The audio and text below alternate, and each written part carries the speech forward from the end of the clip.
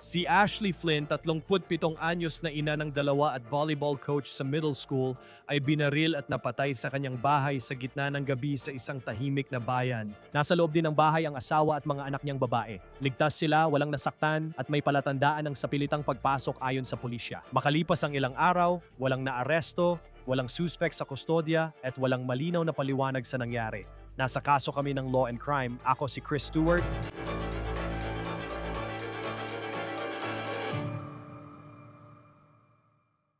Isang ina ng dalawa, asawa, volleyball coach sa middle school, at babae na kilala sa biyaya, kabaitan, at di malilimutang ngiti. Talakayin natin ang kasong ito.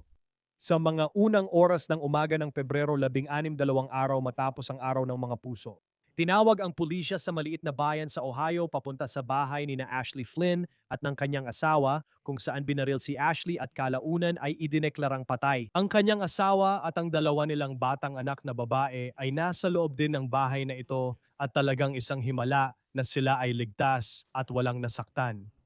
Sa ngayon, hindi pa gaanong nagsasalita ang pulisya pero ang mga sinabi nila ay napakahalaga. Ayon sa kanila, patunay na pagnanakaw ang nangyari at may bakas ng puwersahang pagpasok. May putok ng baril sa dilim at sabi ng pulisya, wala pang nahuhuling suspect. Naniniwala silang may pumasok sa bahay, nagnakaw at pinatay si Ashley Flynn. Ilang araw na ang lumipas pero wala pa ring naaaresto. At ang tanong ng lahat dito sa tahimik na bayan sa Ohio ay, sino ang magtatangkang pumasok sa bahay ng isang pamilya sa kalagitnaan ng gabi? At bakit nila gagawin iyon? Bakit sila papasok sa bahay na yon? Talagang tina-target ba ang pamilya Flynn or si Ashley Flynn or random lang ito? Wala pang pahayag ang pulisya tungkol sa iniisip nila. Para maintindihan kung ano ang nangyari sa kasong ito at kung ano ang nangyari kay Ashley Flynn, kailangan mong simulan sa kung sino siya bilang isang tao. 37 taong gulang nakatira sa Tip City, Ohio, maliit at malapit na komunidad 20 minuto hilaga ng Dayton. May asawa at 2 anak na babae si Ashley at nagtrabaho siya kasama ang mga bata at iba pa. Kilala siya bilang substitute teacher sa Tip City Schools at volleyball coach sa Tippecanoe Middle School. Aktibo rin siyang nagsisimba.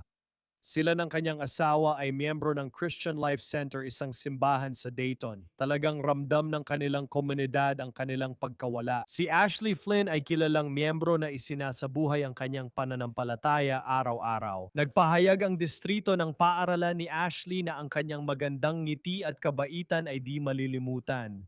And alam kong gaano kabuting tao si Ashley Flynn. Mas pinapahirap nitong maintindihan kung bakit nangyari ito sa kanyang bahay ayon sa pulisya. Ito ang nalalaman natin tungkol sa insidente. Ayon sa pulisya ng Tip City, madaling araw ng Lunes ngayong linggo iyon, Pebrero 16 lampas 2:30 ng umaga nang may tumawag sa Tip City Police. Sa kabilang linya ay ang asawa ni Ashley at iniulat niya na mayroong pumasok sa kanilang bahay. Ang tawag na yon ang naging dahilan ng agarang tugon at ang tugon na yon ay naitala ng live sa police scanner traffic na nakuha namin. Pakinggan ninyo ito. Magiging. Sa Cunningham Court, may pumasok sa bahay ng RV, hindi alam kung sino. Hindi rin alam kung nandoon pa sila, bukas ang pinto ng garahe. Si R. Sam P. At ang kanyang anak na babae ay nakakulong sa isang kwarto. Isang paglilinaw lang, ang mga menor de edad ay nasa kani-kanilang mga kwarto at kasalukuyang natutulog. Isang babae ang di umano'y binaril sa ulo at kasalukuyang hindi tumutugon. Yan ang tip. City Manic 31. Magaling. Dismiss. May mga pulis na dumarating, hinihiling nilang maghintay ka sa upper room church. Si mahal na Claire ay maghihintay sa simbahan. Naglagay ng perimeter ang mga pulis at nilibot ang kapitbahayan, ngunit ayon sa ulat biglang naglaho ang suspek. Gayunman, may lead pa rin ang mga pulis. Napansin nila ang palatandaan ng sapilitang pagpasok. May nakapasok sa bahay ayon sa hepe ng Tip City. Si Greg Atkins ay nagsabi sa mga reporter na ang ebidensya ay nagpapakita ng pagnanakaw na nauwi sa masama. Sa oras ng pagre-record, hindi pa rin nahuhuli ang pumasok sa bahay ni Ashley Flynn noong gabi. Walang naaresto, kaya nag-aalala at takot ang buong komunidad. Matapos mamatay si Ashley Flynn, sobra ang suportang natanggap niya at ng pamilya niya at talagang nakakabigla ito. May isip mo ang distrito ng paaralan kung saan siya nagturo, kung saan siya naging coach, may isip mo ang simbahan kung saan siya sumasamba, at may isip mo rin ang mga magulang ng mga batang babae na kanyang tinuruan bilang coach. Mahirap para sa mga tao maintindihan kung bakit maagang nawala ang isang taong maraming mabuting nagawa sa komunidad. Ngayon ang distrito ng paaralan ang unang nagsalita at sumulat. Ang Tip City Schools ay taos pusong nakikiramay sa pamilya, mga kaibigan, katrabaho at mga estudyante ni Ashley Flynn. Si Ashley ay Tippecanoe Middle School volleyball coach, dedikadong substitute teacher at dating guro sa Tip City Schools. Kilala siya sa magandang ngiti, pagiging magiliw, kabaitan at positibong epekto sa marami sa loob at labas ng silid-aralan at court. Lifewise, Tip City, kung saan nagturo si Ashley, naglabas ng mensahe ng dalamhati at pag-asa. Lubos kaming nalulungkot sa pagpanaw ng aming guro, si Ashley Flynn. Alam naming malapit ang Diyos sa Christian Life Center sa Dayton. Matagal ng miyembro si Ashley doon at pastor ang kanyang asawa. Ibinahagi ang balita sa post na na-share na ng daan-daang beses sa social media. Sumulat ng quote, "Isang mahalagang miyembro ng aming simbahan, tapat kay Jesus, asawang mapagmahal, ina, anak at ginampanan ang maraming papel ng may biyaya at devotion. Pinatay siya sa kanyang tahanan. Pakiusap, ipagdasal ninyo ang kanyang asawa at 2 anak na babae at ang kanilang pinalawak na pamilya na naiwan. Pakiusap, ipagdasal ninyo ang patuloy na investigasyon. Pakiusap, ipagdasal ninyo na ang presensya ng Diyos ang magdala ng kaaliwan sa mahirap na situation." Isang kaibigan ng pamilya ang nagbahagi ng kanyang dalamhati online. Isa na namang hindi kailangang karahasan ang kumuha sa buhay ng asawa, ina at kaibigan namin sa Tip City. Si Ashley ay may mabait na puso, ngunit pinatay siya ng isang mamamatay tao. At narito rin ang mga salitang iniwan mismo ni Ashley ilang buwan lang ang nakalipas noong Oktubre ng 2025. Nag-post siya tungkol sa mga batang tinuruan niyang ngayon ay nagluluksa sa pagkawala ng kanilang coach. Sinabi niya, "Sobrang proud ako sa mga batang babae sa ikapitong baitang. Ibinigay nila ang lahat hanggang dulo. Napakagandang session at sobrang thankful ako na naging bahagi nito. Mahal ko sila. May GoFundMe para suportahan ang asawa at mga anak ni Ashley ayon sa pahina. Walang sapat na salita para ilarawan ito. Wasak ang puso namin habang sinusulat ito." Maraming nagtatanong kung paano matutulungan ang pamilya Flynn sa napakasakit na panahong ito. Ginawa ito para makasama sila at mapagaan ang ilang pinansyal na pasanin sa mga susunod na araw at buwan. Noong Martes, umabot na sa 50,000 dolyar ang nalikom ng GoFundMe para sa pamilya ni Ashley Flynn. Samahan niyo kami talakayin ng kaso. Retiradong police commander ba si Mike King at host ng Profiling Evil? Mapapakinggan na ang ikatlong episode ng kanyang podcast na Gardens of Evil Inside the Zion Society Cult ngayong umaga. Alam ko, Mike, na mahigit 1 linggo ka ng #1 sa Apple, kaya congrats sa podcast mo. Pag-uusapan pa natin to dito. Sandali, tinitingnan mo ang kasong sinusundan natin mula Tip City, Ohio, at nakakalungkot makita ang babaeng ito at ang papel niya sa komunidad. Tinawag ng pulisya itong pagnanakaw na nangyari sa gabi sa isang tahimik na komunidad.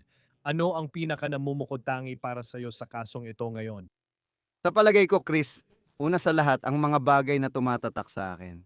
Kadalasan ay tila napipilitan tayong tingnan ang victimology. Dito, may isang tao na sa tingin ko ay namumuhay ng mababang panganib. Mukha siyang isang nanay na nasa bahay lang, sa karamihan ng oras. Dati siyang full-time na guro pero ngayon ay part-time na lang at nagtuturo ng coaching sa paaralan. Kaya malinaw na siya ay malinaw na aktibo siya sa kanyang pananampalataya. May tuturing siyang individual na mababa ang panganib. At madalas tayong magkaroon ng makitid na pananaw sa mga kasong ganito kapag iniisip natin ang mga posibleng suspek dahil sa mababa niyang panganib na pamumuhay. Pero kailangan din nating isaalang-alang ang iba pang mga salik na maaaring wala sa kontrol ni Ashley at ng kanyang asawa. Mga bagay tulad ng sitwasyon sa kanilang kapitbahayan o maaaring may nangyari habang nagmamaneho pa uwi o baka may nabanggit sa isang pagpupulong sa simbahan gaya ng bigla akong nagkaroon ng malaking pera. Ang ganitong mga bagay ay maaaring magpataas ng panganib ng hindi natin namamalayan. Kaya maaari tayong namumuhay ng isang talagang ligtas sa panganib na pamumuhay. Pero ang mga sitwasyon o ang kapaligiran na sa tingin ko ay maaari pa nating pag-usapan o iba pang mga bagay ay talagang maaaring magbago ng antas ng ating panganib. At kapag nagbago ang antas ng panganib na yon, lumalawak din ang posibleng listahan ng mga pinaghihinalaan. Alam naman ng lahat, lalo na ng mga sumusubaybay na may kaso si Nancy Guthrie. At may debate kung yun ba ay, alam mo na, isang tangkang pagnanakaw sa kalagitnaan ng gabi na nauwi sa isang kidnapping. Sa kasong ito, alam mo ng 2-30 ng madaling araw sa isang bahay sa cul-de-sac.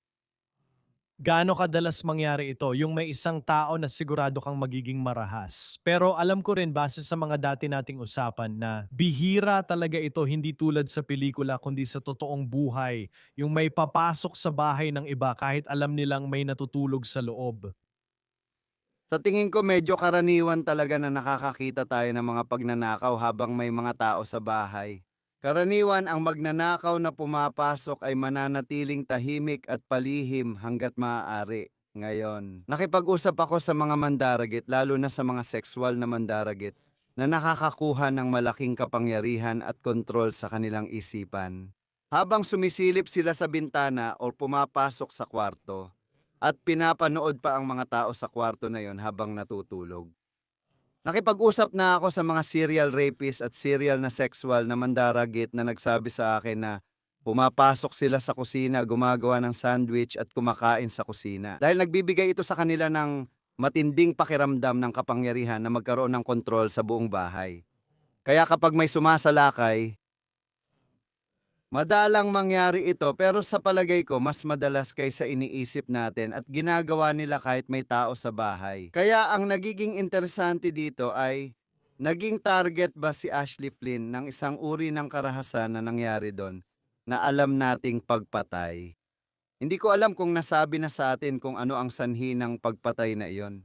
O baka naman nagkataon lang nagising siya sa mismong oras na iyon at naglakad ng harapan. At marami akong haka-haka dito, Chris.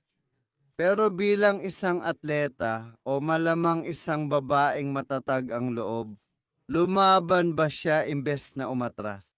At nagdulot ba iyon ng isang hindi planadong pagpatay? Kumpara sa isang bagay na pinagplanuhan at pinaghandaan? At nag-uusap kami bago kami magsimulang mag-record. Kapag tiningnan mo ang bahay na ito, nasa isang cul-de-sac ito.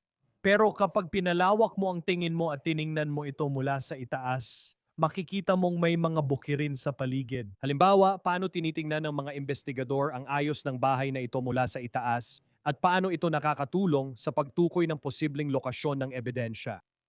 Sa palagay ko, kapag tinitingnan natin ang lugar na yon, nagsisimula tayong mag-isip ng mga nakakaintrigang bagay.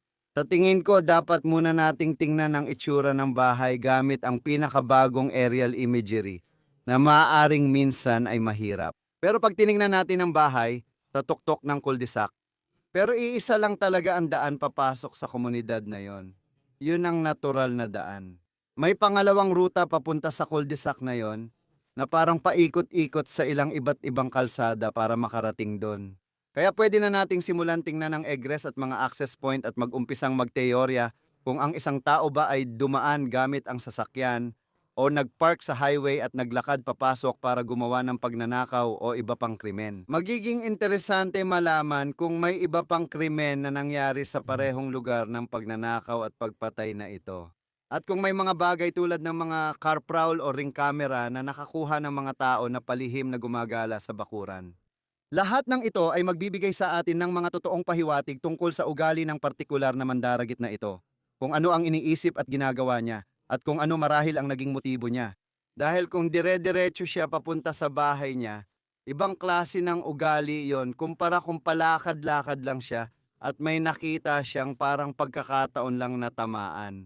Sa tingin ko, isa pa, kung titingnan ng kahit sino ang mga aerial na larawan, makikita na may malalawak na bukas na espasyo kung saan pwedeng magtago ang isang tao. Dahil gabi, baka wala masyadong mapagtataguan maliban sa bakod, kung saan mukhang may mga puno sa bandang hilaga ng bahay nila at isang malaking bukirin. Pero muli, napakaganda ng mga access at exit points na pwedeng ibigay ng mga lugar na ganito. Kaya kailangan nating isaalang-alang yon kapag iniisip natin ang kilos ng gumawa ng krimen. At sa huli, Chris, sa tingin ko mauuwi talaga ito sa kung mapapatunayan ng mga pulis na may mga insidente ng pagnanakaw ng sasakyan o iba pang pagnanakaw sa lugar, mas nagmumukhang pagkakataon lang ito kaysa sinadya. Alam ko na gumamit ang mga pulis ng aso at drone pagdating nila sa lugar. Sigurado akong bilang investigador o pulis, may panahong sinusubukan mong alamin ang nangyari sa bahay at pinag-uusapan ninyo ang paghahanap sa paligid. Yung katotohanan na walang nakuha ang aso. Sa pagkakaalam namin, hindi pa nila inilalabas ang information yan pero wala pa kaming alam ng mga suspect sa ngayon. Ano ang sinasabi niyan sa'yo tungkol sa posibleng pagtakas ng taong ito, gayong pati aso at drone ay walang masyadong nahanap sa unang paghahanap? Sa tingin ko, una sa lahat kung ang labasan ay sa mga kalsada, maaaring mas mahirapan ang asong panghanap na sundan at subaybayan kung dumaan ito sa bakod at sa kakahuyan. Maaaring makuha ng aso ang pansin. Kahit na bumalik sila sa liwanag ng araw, maaaring makita nila. Base sa katotohanang malamig ang panahon ngayon, hindi ko rin alam kung may niebe sa lupa dahil wala pa akong nakikitang lokal na ulat. Pero maaaring may bakas o ibang bagay na magbigay palatandaan kung saan tumakas ang mandaragit. Kailangan din nating tandaan, hindi natin alam kung gaano kabilis na ilabas ng mga pulis ang aso at kung gaano karaming aktibidad sa paligid ng bahay ang pwedeng lumikha ng ingay para sa aso. Sinabi talaga nila, ngayon tingnan natin kung kaya nating subaybayan kung saan man. Ayon sa pulis, may palatandaan ng puwersahang pasok sa bahay. Hindi ko alam kung ito'y dahil sa nabasag na bintana o sinipang pinto. Kapag may palatandaan ng puwersahang pasok, anong ebidensya ang may iwan? Ano ang makakatulong para mahanap ang gumawa nito? Lalaki? Nagiging kayamanan ito para sa isang investigador dahil maaari mong gawin ang mga bagay tulad ng pagsuri. Ano ang paraan ng pagpasok sa bahay na iyon? May pagkukulang ba at naiwan nilang bukas ang pinto kaya ito nabuksan? May tinanggal bang screen at may bintanang pinuwersa? At kung tinanggal nga ang screen, ito ba ay pinutol? O ginamitan ba ito ng distornilyador para pilitin palabas sa frame at hinila palabas? Lahat ng ito ay nagbibigay sa atin ng palatandaan tungkol sa kakayahan ng mandaragit at pinakamahalaga ang pagpaplanong gawin ang ganitong uri ng krimen. Pagdadala.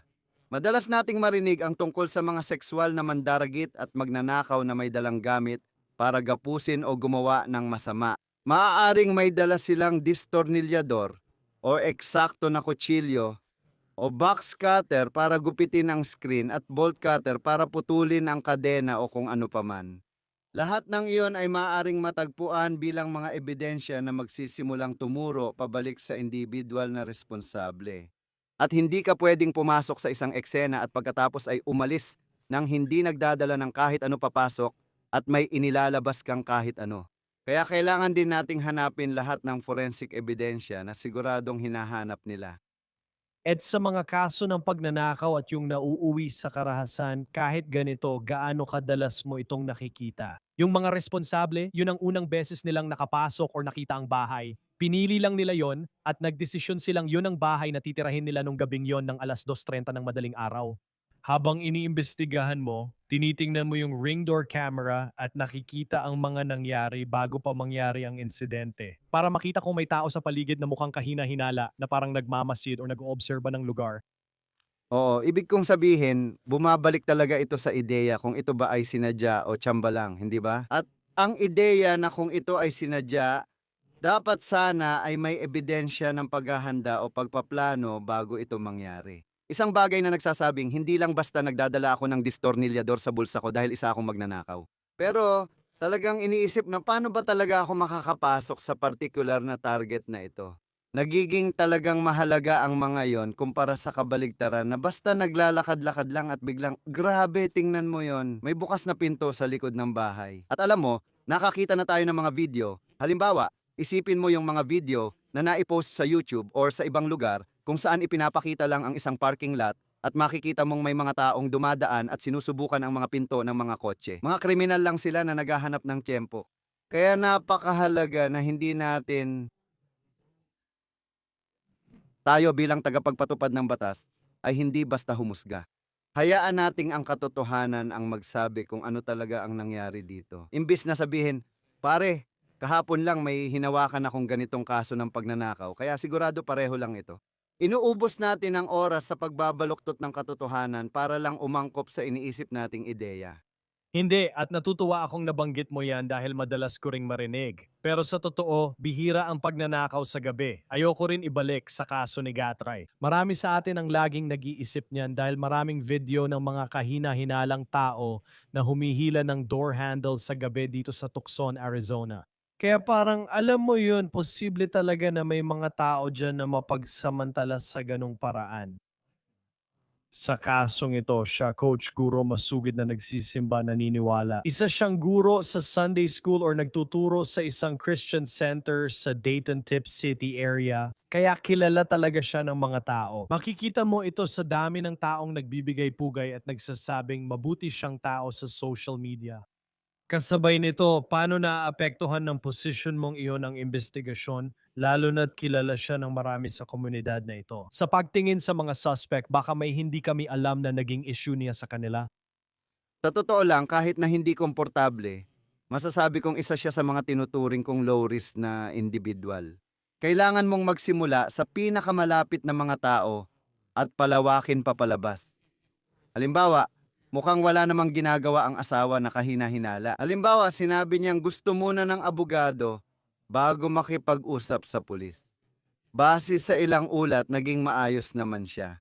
At sa totoo lang, Chris, talagang natutuwa ako na ang Tip City Police Department ay hindi ginagawa ang nakikita nating nangyayari sa Tucson. Araw-araw silang lumalabas sa media, sinasabing gagawa ng 5 hakbang pakaliwa may pupulutin tapos ikukwento sa inyo. Nagsasagawa sila ng investigasyon, susubukan nilang ipaalam sa atin ang mga nangyayari sa mga bagay na mahalaga. Pero lalawak pa ang bilog na yan, at dahil nabanggit mo ang mga bagay tulad ng simbahan o mga aktibidad niya sa paaralan. Ang bilog ng impluensya na yan muli dahil mababa ang panganib niya sa palagay ko ay patuloy na titingin sa mga taong kagaya niyan. Maaaring kailangan lang kausapin ang mga tao sa simbahan, hindi iniimbestigahan kundi tinatanong lang, ano ang alam mo? Ano ang maitutulong mo para maintindihan ko? Maaaring umabot pa ito sa team at sa mga magulang ng mga team na kanyang tinatrain at iba pa. Dahil kung totoo ngang may ebidensya na sumusuporta na ito ay isang sinadyang pangyayari, kadalasan sa mga sinadyang pangyayari sa mga taong mababa ang panganib ay mga biktima ng taong kilala nila o kahit papaano ay may nakakakilala sa kanila. Kaunti lang talaga ang posibleng sangkot. Oo, napakahirap talaga ng kasong ito mula sa Ohio, lalo na't mukhang maraming kabutihang nagagawa ng taong ito para sa komunidad. Nakakatakot mawalan ng buhay ang isang ina at asawa sa ganitong paraan. Mike King, retiradong hepe ng pulisya. Laging masarap kang makasama sa Law and Crime. Gusto mo bang pag-usapan ang podcast mo na talaga namang patok na patok ngayon sa Apple? Ikaw ang nasa #1 spot sa Apple. Episode 3 ng Gardens of Evil tungkol sa Zion Society Cult ilalabas ngayon. Ano ang dapat malaman ng mga tao dito? Alam mo, nakabase ito sa libro ko, Deceive, isang investigative memoir tungkol sa Zion Society Cult na ilang beses na nating napag-usapan. Pero ang podcast, gusto naming ikwento ng podcast ang istorya mula sa pananaw ng mga survivor at ng mga taong lumahok dito o sa investigasyong ito. Kaya talagang astig itong podcast na to. Ito ay may 7 bahagi. Maaaring maging 8 kapag nagdesisyon kami kung gagawa pa ng ika-8 episode. Isinama namin dito ang mga nakaligtas sa kasong ito na nung sila'y biktima pa ay mga batang babae na 6 hanggang 14 na taong gulang. Kasama rin dito ang ilang batang lalaki na naging biktima sa kulto at meron kaming mga komento mula sa kanila sa buong podcast. Meron kaming mga pulis na nandoon nung araw na nagsilbi kami ng search warrant, 70 pulis si Chris para salakayin ang compound na ito at makuha ang kontrol at subukang magsilbi ng search warrants at arrest warrants. Isasama rin dito ang mga piskal, tagapagtanggol ng batang biktima at iba pang bagay habang pinag-uusapan ito. Hindi ito tungkol sa kapangitan ng pag-atake. Aminado kami pero ang kwento ay kung paano nagre-recruit at kumokontrol ang mga kulto sa mga taong mukhang matalino. At kung paano nagagawa ng mga taong yon na baguhin ang kanilang moralidad at piliing gumawa ng krimen para sa pangalan ng kakaibang Diyos na kanilang pinaniniwalaan. Oo, at ang ibig kong sabihin talagang nakakabighaning paksa ito. Alam kong natalakay mo na ito, ibig kong sabihin naranasan mo mismo. Pero ngayon pinag-uusapan na natin dito sa podcast na ito. Mga harden ng kasamaan. Sa loob ng Zion Society Cult, episode 3, lalabas ngayong araw. Mike King, maraming salamat gaya ng dati sa pagsama sa amin dito sa Law and Crime. Salamat, Chris. Tapos na po ang On The Case mula sa Law and Crime. Mag-subscribe sa YouTube, Spotify at mapapanood din sa Peacock. Ako si Chris Stewart. Hanggang sa muli.